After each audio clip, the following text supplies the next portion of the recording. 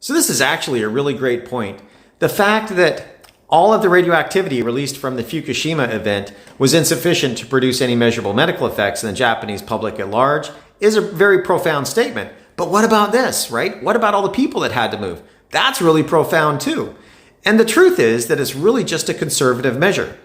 The EPA here in the United States would start asking people to consider moving at 1 rem per year. Now you can get that from certain CT scans.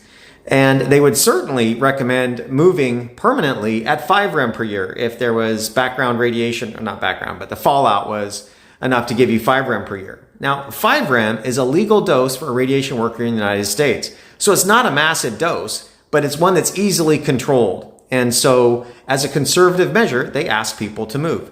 And so that is a big deal. It really is. But what happened with Fukushima is that people made this mistake thinking, well, if the government's telling me I have to move permanently, it must be horrific. It must be terrible. And so you had a panicked evacuation. And the only people that died from the Fukushima event were those that died in the evacuation. They risked and lost their lives to avoid something that would not have had a measurable medical effect. So that's a really big deal. And it's just not being able to understand that it's a conservative measure. It's not that it's going to kill anybody. It's that we want to keep it so low that there won't be any effects. At least that's the way it is here in the United States. And other countries can do it as they see fit. But it's a conservative measure.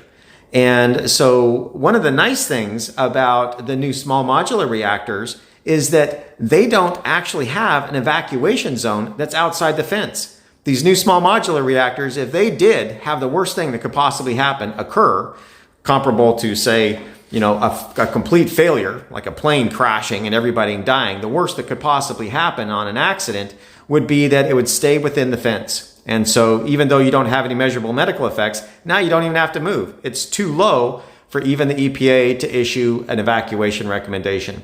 So the new small modular reactors have a lot of promise, and they're not 1970s technology. They're 2020 and more recent technology. So those are really exciting. Hopefully they can catch on, but radiophobia is real. People are terrified of radiation. They just don't understand it and react in such a way as to try to be safe. And often it's an overreaction. So I hope that helps. Thanks for the comment. Keep them coming. Have a good day. Bye.